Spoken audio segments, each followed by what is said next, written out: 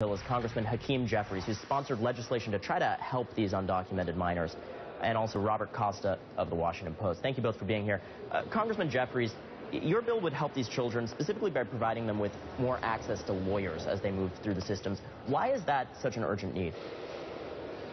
Well, as the Secretary of Homeland Security indicated, this is a humanitarian crisis. It's a serious situation that requires a serious multi-pronged response. You've got unaccompanied minors, many of whom will not be able to state a valid legal basis to remain, but some of whom will. Yet it's virtually impossible for an unaccompanied child to be able to articulate a valid basis under immigration law in the absence of counsel.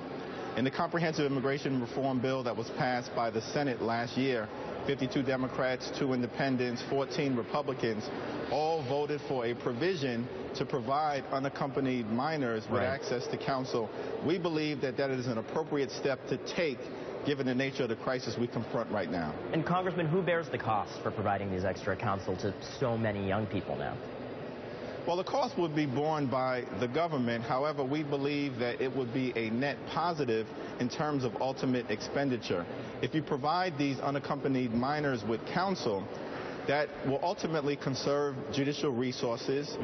It will speed up unnecessary detentions, and it will also expedite removals when no valid basis to remain exists.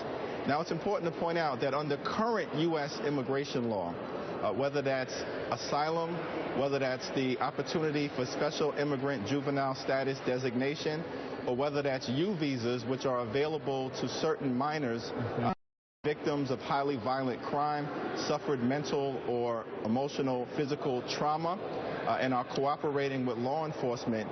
Under these current laws, some of these individuals, these unaccompanied minors, will have access to the opportunity to remain, in most instances, temporarily. But it's impossible.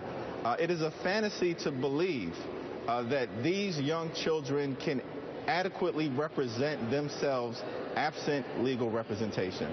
And look, Congressman, one of the few good things I ever did in my brief career as a lawyer was during law school working to get people visas and working with asylum seekers. And I can tell you this system is so hard, so complicated to navigate, even for adults, let alone these young people. So I absolutely see the moral imperative that you're talking about here.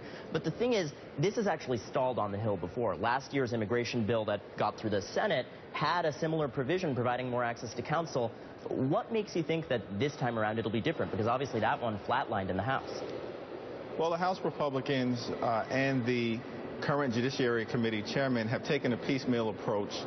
They have passed 4 bills, none of which I've supported, out of the Judiciary Committee, yet have decided that rather than pursue comprehensive immigration reform, they'd like to tackle things on an issue-by-issue basis.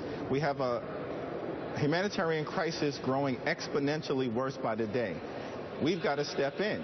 One of the ways in which we can deal with the situation is to provide these young people with access to counsel so they can better navigate the laws in a manner consistent with our democracy. And if there ever was an issue for the Judiciary Committee to take up in isolation, we believe this is it. Congressman, we'll be watching your push on this issue really closely. Thank you so much for your time.